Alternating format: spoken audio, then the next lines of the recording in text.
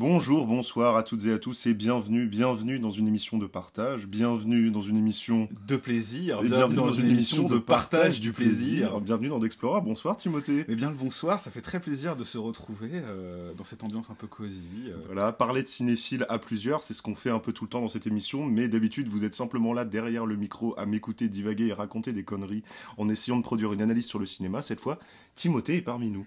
Oui, je reviens après une petite critique de Suspiria qui avait été ressentie de façon un peu virulente. Là, on va parler beaucoup plus calmement. Voilà. On est au coin du feu. On va me parler de jolies histoires d'enfants. Et tout va bien se passer. Et on va tranquillement ensemble discuter d'un film qu'on a envie de défendre tous les deux parce que le projet nous plaisait un peu tous les deux.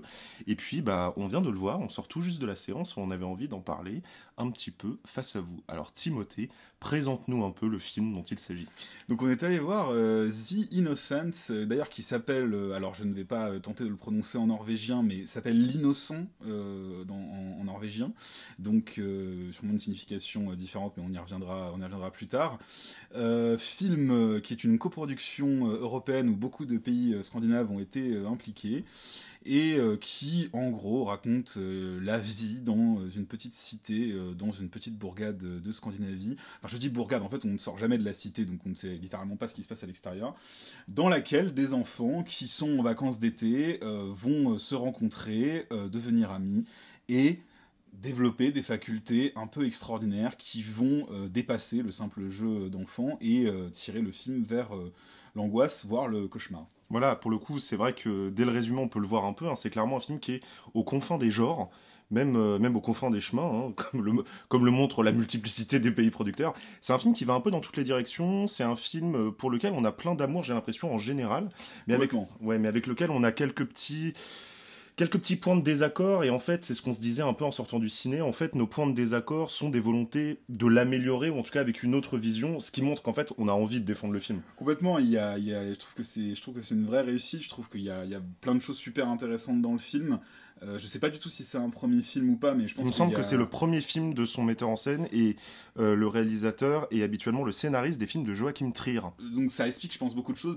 Simplement le fait que le film soit un peu une espèce de démonstration de savoir-faire cinématographique, d'une espèce de voilà, je sors ma petite valoche d'artiste talentueux et je vais te montrer tout mon éventail de capacités, ce qui est très sympa, mais sur 2 heures à un moment donné ça devient un petit peu, je trouve, je vais pas dire prétentieux, mais un petit peu démonstratif, peut-être un peu trop, mais voilà, c'est très mineur par rapport effectivement à l'affection que je peux porter au film. Ce que tu trouves, en fait, pour essayer de comprendre et pour que les gens vraiment comprennent bien, c'est que parfois le film, et je serais un peu d'accord avec toi sur ce point, a un côté un peu, une espèce d'insécurité esthétique parfois, où tu as l'impression que le film parfois ne sait pas trop dans quelle direction il veut aller. Il y a la dimension du mélange des genres, on passe, si on doit résumer un petit peu, comme il y a un personnage qui est autiste dans le film, il y a le côté impact de l'autisme dans la famille, donc là on est sur quelque chose de strictement social. Il est question parfois de violences faites aux enfants ou de choses comme ça. On est vraiment dans une stricte dimension sociale. Il y a évidemment la question purement fantastique, hein, c'est-à-dire qu'avant même qu'on aille dans le registre de l'horreur, qui est à mon avis la dimension principale qui a été mise en avant dans le marketing du film, hein, tu m'arrêtes si je me trompe. En tout cas par rapport à l'affiche, il y a vraiment ce côté... personnellement, alors je vais utiliser une référence qui vaut ce qu'elle vaut, parce que ça fait longtemps que j'ai pas vu de film d'horreur qui implique des enfants, mais qui m'a un peu fait penser à la première campagne marketing des Nouveaux Mutants, à l'époque où c'était censé être un film d'horreur, et je trouve que l'affiche en tout cas, et moi j'avais pas vu d'image avant, mais l'affiche, oui, témoigne bien ce côté... on va prendre des enfants qui sont censés être les archétypes de l'innocence et on va sortir complètement de ça et on va aller vraiment dans le domaine du cauchemar, voire du sanglant, quoi. Du body horror, presque, en fait. Même parfois. Est-ce que tu dirais, en fait, pour résumer, que c'est la version auteur de The New Mutants, du coup? Je pense que c'est peut-être... La version réussie, en fait.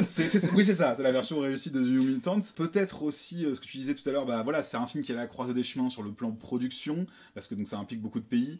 C'est à la croisée des chemins sur le plan des inspirations, et c'est la croisée des chemins sur le plan de l'esthétique, et c'est peut-être ça qui fait que par moments c'est un petit peu un canard boiteux, parce que il a effectivement, on a envie de dire des scènes d'une intensité folle, on a envie de dire, mais si tu penses à quelle scène en particulier, par exemple? Les scènes où on entre dans une dimension cauchemardesque, où vraiment on a l'impression qu'on est dans... Ouais, c'est vraiment super cool, mais j'ai l'impression des fois que le réel n'a pas confiance dans ces scènes-là et qu'il repasse sur des choses qui moi m'ont moins plu, mais on va y revenir.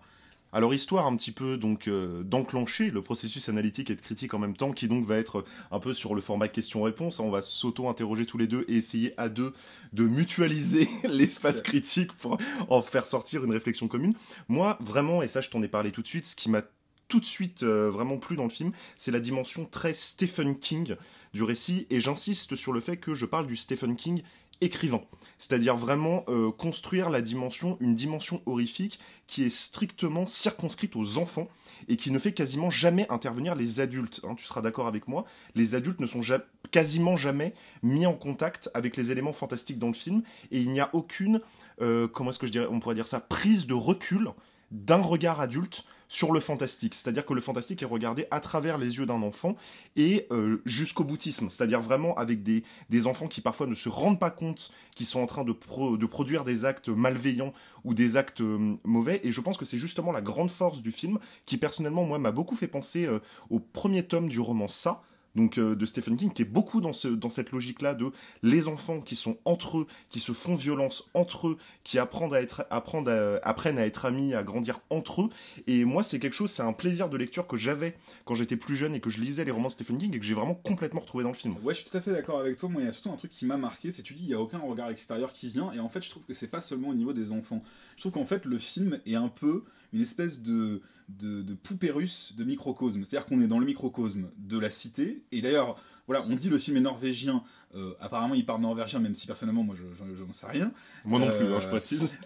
Donc, on ne sait pas du tout où est-ce que cette cité est située. Est-ce qu'elle est située en Norvège? On ne sait pas. En tout cas, c'est très beau, il y a un peu d'eau, il y a un peu d'arbres, mais on ne sort jamais de cette histoire-là. On est dans le microcosme de la famille, en tout cas des familles, c'est-à-dire qu'on est dans des rapports très intimistes entre les parents et leurs enfants, même si c'est effectivement beaucoup plus focalisé autour des enfants, mais il y a quand même des interactions.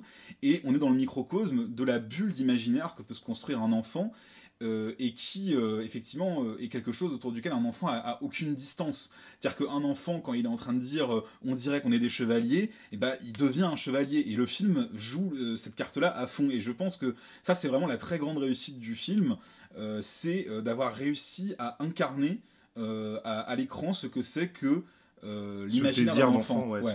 Je suis dans ma bulle. Voilà. C'est vraiment je suis dans ma bulle et il se passe rien d'autre que dans ma bulle. Ça, c'est vraiment un truc qui m'a beaucoup marqué. Notamment, voilà, il y a une scène où, je vais peut-être pas expliquer les tenants et les aboutissants, mais voilà, les enfants comprennent qu'ils arrivent à peu près à se parler par la pensée. Et donc, ils décident de se mettre à différents points de la cité pour voir si ça fonctionne vraiment, s'il y a un endroit où ils ne peuvent pas s'entendre physiquement. Et ça, c'est typiquement un truc, je trouve, d'enfant. C'est-à-dire, effectivement, quand tu es en train de faire ton jeu, tu y crois à 200%, et voilà, si tu as décidé que tu étais un monstre qui crachait le feu, et ben, tu vois le feu, tu ressens le feu. Et c'est un truc que ça, le film montre super bien, je trouve. Bah alors moi, je suis tout à fait d'accord avec toi, et j'élargirais un petit peu la dimension justement de la grande réussite avec laquelle il arrive à traiter la question de l'enfance, notamment avec des tout petits détails de la vie quotidienne, typiquement que font les enfants. Moi, il y a un truc, c'est des petits détails dont je vais vous parler, mais par exemple, le petit garçon, bah, au-dessus de son lit, il a un dessin d'épée un peu médiéval qu'il a fait au crayon de couleur. Ça, c'est typique. Moi, quand j'étais enfant, je faisais ça. Et c'est cet ensemble de petites choses. Par exemple, un enfant, il a un paquet de chips devant lui, encore une fois, toute petite scène, mais ses mains sont trop petites pour aller au fond du paquet de chips et il est obligé de rentrer son bras en entier. Et tout ça, ça dénote d'une extrêmement bonne compréhension de qu'est-ce que c'est que la taille de l'enfant par rapport au monde extérieur et comment est-ce que l'imaginaire, justement, va permettre, en fait, à l'enfant de dialoguer avec ce monde extérieur qui, en fait, peut être très menaçant. Et d'ailleurs, il va l'être dans le film quand on va aller dans une dimension plus strictement horrifique.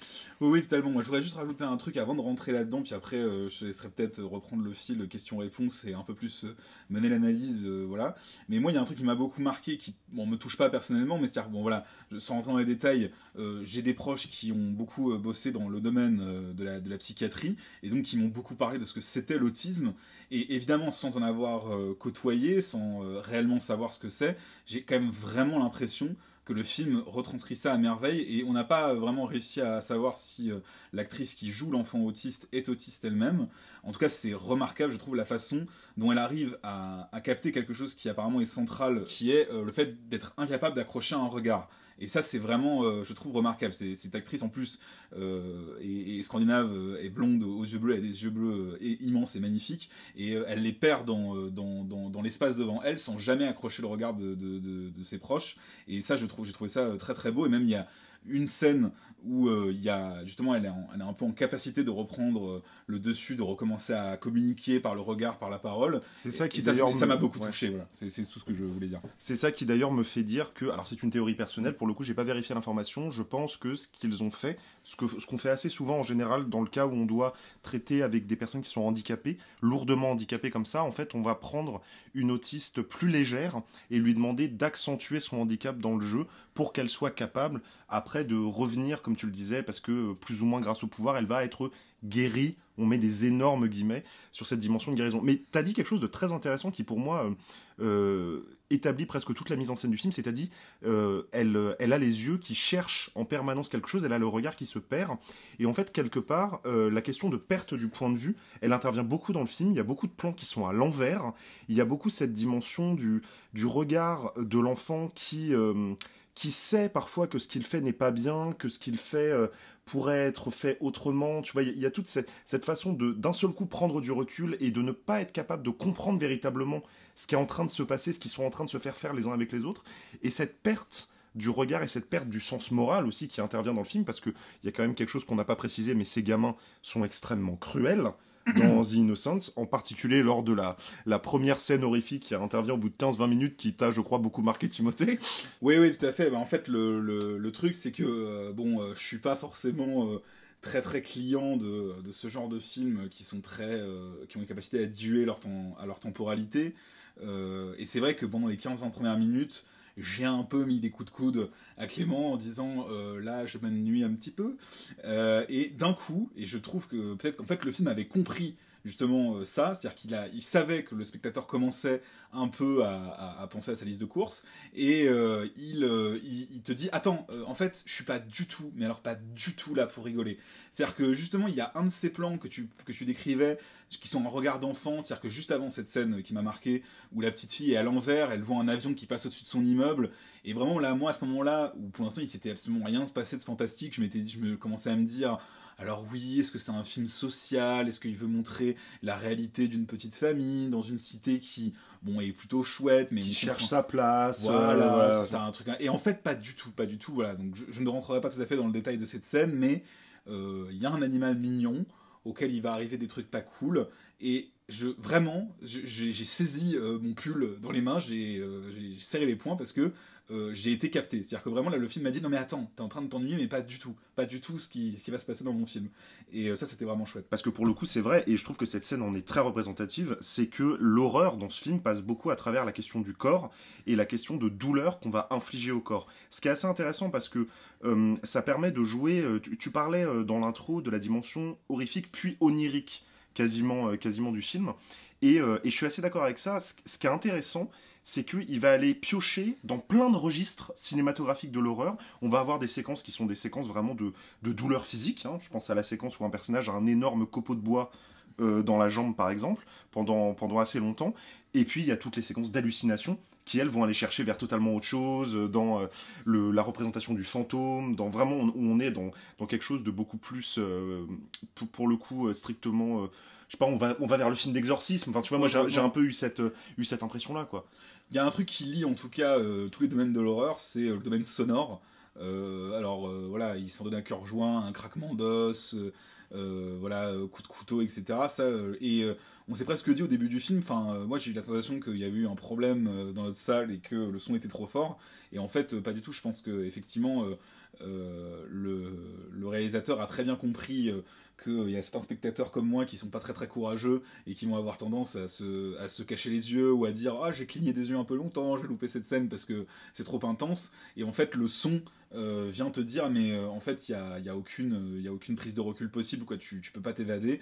Je vais te dire ce que j'ai à te dire quoi. Et même si c'est affreux. Est-ce qu'il n'y a pas une façon aussi, moi en tout cas c'est peut-être la lecture que j'ai, comme on a un personnage très central qui est très autiste et qu'on sait que dans ce type de handicap mentaux il y a la dimension sonore et de la stimulation sensorielle qui peut être très importante et très agressive, est-ce que tu penses pas que c'est aussi une façon par la mise en scène de nous identifier à ce personnage-là, un personnage qui en plus parce qu'il est dans un handicap mental est un personnage qui va avoir, on peut le penser en tout cas au départ, des difficultés à se défendre. Et du coup, par cette identification, ce serait créer un sentiment de danger avec le spectateur. Ah peut-être ça franchement je saurais pas trop dire. Moi je l'ai pas ressenti comme ça, je l'ai ressenti bah en fait vraiment comme ce qui peut arriver en tant qu'enfant. Enfin, en tout cas, moi, ça a renoué avec des choses que j'ai pu expérimenter étant enfant. C'est-à-dire que quand on est enfant et que la nuit vient et qu'on a peur, c'est absolument pas logique. Et vient ce réflexe de fermer les yeux.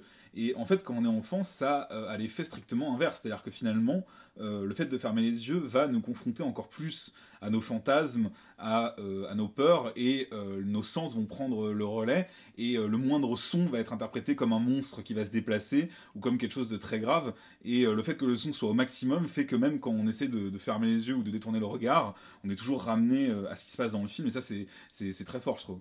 Bah alors là, pour le coup, tout à fait d'accord. Il y a la dimension du rôle de l'enfant, etc. Et de comment est-ce que c'est que de penser comme un enfant qui, moi aussi, a fait grave écho à des trucs que j'ai vécu petit. Mais il y a un truc, en fait, ça me fait penser ce que tu dis, le rapport de taille, le rapport au fait que le film, je trouve, a une autre dimension qui est intéressante dans sa mise en scène, c'est de parfois nous faire oublier qu'il s'agit d'enfants. Tu sais, c'est-à-dire qu'il va d'un seul coup resserrer la focale, resserrer le cadre, et on va avoir des plans visages sur les personnages, etc., quand ils sont en train de parler entre eux. Et donc, comme on n'a plus du tout de rapport d'échelle dans le film, et qu'on est simplement des personnages qui sont là avec leurs pouvoirs, qui sont tout puissants, qui envahissent le cadre, on est très près d'eux, et ben, on peut se dire d'un seul coup, ouais, mais en fait, il est en train de se jouer quelque chose, on a des personnages qui sont très puissants, et puis d'un seul coup, à d'autres moments, on va avoir un rappel du fait que, mais non, en fait, ce sont des enfants. Et je trouve que le film est très intelligent de ce point de vue-là, notamment lorsque les enfants vont aller vers la cruauté, de venir interroger une dimension morale, et j'aimerais bien qu'on discute de ça, est-ce que, parce que ce sont des enfants, on peut les excuser pour ce qu'ils font? Parce que je trouve que c'est une question que peut poser un petit peu en filigrane le film, en fait. Bah, je pense qu'en fait, peut-être le film est intéressé par pas seulement l'autisme, c'est-à-dire qu'évidemment l'autisme apparaît parce que, voilà, encore une fois, grâce à la performance de l'actrice, mais je pense qu'il y a d'autres pathologies infantiles qui sont traitées, l'hyperactivité, ou peut-être même, enfin, le fait que bah, ça arrive des gamins qui vont tellement mal, qui rentrent dans une espèce de perversité et de plaisir de faire une connerie, de faire le mal. Et ça, évidemment, poussé à fond. Je veux dire, évidemment, j'espère qu'aucun enfant ne fera ce qui est montré dans ce film. Mais en tout cas, le personnage principal. Alors, voilà, typiquement, voilà, le problème du film, c'est est-ce qu'il y a un personnage principal? Je rappelle justement, bah, on va revenir là-dessus, sur cette histoire de titre. Donc, un setup payoff, mesdames et messieurs. Exactement, voilà, tout est calculé. Non, donc le titre français, c'est Les Innocents. Le titre anglais, c'est The Innocents, donc pluriel. Mais apparemment, le titre norvégien, c'est L'Innocent. Et je ne sais pas comment fonctionne la grammaire en norvégien. Mais en Quel tout cas, dommage, tu aurais pu nous expliquer. Je sais que je suis une sombre merde et que je devrais savoir, mais voilà. Et donc, je ne sais pas si les noms sont genrés en norvégien, mais en tout cas, ça a l'air d'induire vers un masculin. Et il y a un enfant, évidemment, dans ce film, donc, qui est cet enfant. Qui est d'ailleurs le seul garçon du groupe des garçons, un peu pervers, enfin, pas un peu, carrément pervers, carrément méchant, qui, on a l'impression, prend plaisir à faire le mal. Et effectivement, je pense que si on analyse le titre sous cet angle-là, ça va complètement dans ton sens de savoir est-ce qu'on l'excuse ou est-ce qu'on l'excuse pas. Est-ce qu'il est conscient de ce qu'il fait ou est-ce qu'il n'est pas conscient. Et je ne saurais pas trancher, en fait. C'est-à-dire qu'il y a des scènes où on comprend clairement... Peut-être que cette question, justement, et cette hésitation, c'est ce qui permet au film d'entrer dans une vraie dimension horrifique, justement, le fait qu'on ne sache pas. Tout à fait, oui, tout à fait. Enfin, en tout cas, à aucun moment, il y a une question de c'est quelqu'un d'autre qui le fait à sa place. Je veux dire, on n'est pas du tout dans l'exorciste où l'enfant est possédé par un démon, absolument pas. C'est l'enfant qui agit, et qui agit dans sa perspective d'enfant, qui agit avec ses capacités d'enfant, et qui a des réactions d'enfant. Bah, je vais prendre une scène, voilà, où, bon, j'essaie de ne pas trop divulgacher cette scène, mais voilà, le gamin est face à sa mère et on comprend que ça se passe pas bien avec sa mère. Et d'ailleurs, ça, c'est vachement bien fait, c'est-à-dire qu'il n'y a pas besoin de dire alors oui, maman, elle m'aime pas trop. Non, il y a genre deux scènes et on comprend que la relation est complètement dysfonctionnelle et que ce gamin va très très mal à cause de la façon dont sa mère le traite. Et donc, il est face à sa mère qui est en train de vite fait préparer à manger, mais des saucisses plongées dans l'eau bouillante, et elle s'en fout de lui, elle est sur son téléphone. Des bonnes grosses knackis. Exactement, je sais pas comment ça se dit en norvégien, mais voilà, c'est knaki mais avec un A barré. Et donc du coup, il se rend compte, voilà, que sa mère ne s'occupe pas de lui, et il va tester quelque chose, mais est-ce qu'il teste pour tester son pouvoir? Est-ce qu'il teste pour tester les limites? Ce que fait un enfant. Enfin, je veux dire, un enfant à qui on dit ne te lève pas, ne va pas par là, et qui limite il va pas à pas pour voir jusqu'où il va se faire engueuler, ou est-ce que vraiment il est dans un rapport pervers au sens mauvais, au sens presque maléfique de Ou son... ce serait un diable, carrément. Voilà, c'est ça, c'est difficile de trancher, et d'ailleurs le film ne tranche pas, et ça effectivement c'est ce qui le rend très intelligent, de ne jamais vraiment sortir de cette perspective, cette perspective d'enfant. Bah pour le coup, ouais, je pense que c'est vraiment ça qui nous a tous les deux plu dans le film, c'est que c'est un film qui est relativement complet, malgré son hésitation sur quelques points, et je trouve que ça tire un peu en longueur, mais c'est un film qui est vraiment, qui a une vraie proposition, qui a un vrai parti pris, qui a beaucoup de choses à dire, qui a en même temps l'intelligence de ne pas répondre à certaines questions, et justement, on vous disait au début de l'émission que on défendrait le film parce que on voulait l'améliorer, y compris dans nos critiques. Alors toi, comment, à ton avis, à notre échelle, hein, on aurait pu. Qu'est-ce que tu aurais fait en fait pour que le film soit un peu meilleur? Et après, je te partagerai moi ce que j'aurais voulu faire. Alors moi, deux trucs. Je pense que je vais le mettre en rapport avec un film que tu m'as fait découvrir et qui est devenu instantanément un de mes films cultes, qui est Ghostland. Pas du tout dans le fait que les films soient similaires sur ce qu'ils racontent ou ce qu'ils veulent raconter d'ailleurs, mais sur le fait que les deux films ont tendance à vouloir rentrer dans l'univers du conte de fées, dans l'univers de la fable, et que Ghostland le fait avec beaucoup plus d'efficacité. C'est-à-dire que voilà, il cherche pas à passer par 50 détours, il est très très frontal, et je comprends que le film n'ait pas cette ambition-là, on va pas lui reprocher de ne pas vouloir être frontal, mais par contre, il y a vraiment des moments où on a envie de lui dire on a compris. On a compris où tu veux en venir, on a compris où tu voulais aller, et voilà, vas-y, sois efficace. C'est vraiment un peu, voilà, je suis le professeur, je vais rajouter ma petite note au crayon rouge sur la copie, vous pouvez gagner en efficacité. Voilà. Et deuxième truc, je pense, qui pourrait être amélioré dans le film, c'est oui, cette dimension, mais qui, enfin, après, moi, encore une fois, je suis pas du tout expert en cinéma, mais qui apparemment se retrouve dans beaucoup de premiers films, qui est cette dimension de dire, le gars, il est pas certain qu'il va en faire un deuxième, donc il veut tout montrer. Et voilà, le film part un peu trop dans tous les sens, veut trop en montrer, veut trop démontrer qu'il est intelligent, veut trop démontrer qu'il est beau, que le metteur en scène a du talent. Et voilà, ça c'est un peu dommage, parce qu'il y a des moments où ça te sort un peu, où tu as envie de dire, voilà, j'ai compris. Tu préférais que l'histoire avance, en voilà, c'est ça. Oui, ou alors qu'il fasse confiance à l'esthétique de certaines scènes, notamment les scènes où on entre dans la dimension cauchemardesque, qui là, pour le coup, sont particulièrement efficaces et qui, toi, t'ont bien fait sauter de ta chaise. Oui, parce que Timothée, en fait, il y a eu un jumpscare vraiment qui implique un serpent. Que je n'ai pas vu venir du tout, et pour le coup j'ai vraiment bondi de 30 cm au-dessus de mon fauteuil. Alors, ça veut pas dire que je suis plus courageux, moi j'avais juste fermé les yeux, hein, donc j'ai pas vu le serpent, c'est tout. Non, voilà, alors je suis assez d'accord avec les points que tu évoques, et moi en fait je résumerais ça. Je t'avais parlé en sortant de la salle, je sais pas si tu te souviens du syndrome du Petit Prince, et en fait ce que je veux dire par là, c'est que ce qui est bien avec le Petit Prince, c'est que c'est une toute petite histoire qui ne cherche pas à être plus que ce qu'elle n'est, c'est une petite fable, et donc le livre est court. Et ce que je reprocherais un peu à The Innocents, c'est que c'est un film, et c'est un peu ce que tu disais sur le fait que c'est un premier film qui a trop voulu en faire. En fait, je trouve que c'est une histoire qui est beaucoup trop dense pour ce qu'elle entend raconter, et qui serait beaucoup plus efficace, en fait, si au lieu de durer 2 heures, elle durait 1h20. C'est-à-dire vraiment, comme il y a le côté les enfants, la cité, le microcosme, la dimension vraiment insulaire où on est coupé du monde, faisons un petit film d'1h20 avec le même talent de mise en scène, la même puissance, etc. Mais où on aurait vraiment une montée en puissance tout au long du film et où on ne diluerait pas un petit peu cette dimension dans un film social qui est intéressant, bien sûr. Mais là où, et c'est peut-être ça, moi, que je reprocherais au final au film, c'est que les deux dimensions, le film social, le film fantastique horrifique, sont très réussis, mais sauf que l'horreur et le fantastique sont tellement réussis, et on n'a pas l'habitude de voir des enfants souffrir, donc quelque part on a envie d'y rester dans cette dimension-là, que lorsqu'on bascule dans le film social, on a l'impression que le film n'avance plus, en fait. On n'a pas l'habitude de voir les enfants souffrir, puis on y prend tellement de plaisir. Je pense que c'est vraiment, c'est vraiment l'idée de la fin et le mot de la fin. Voilà, exactement.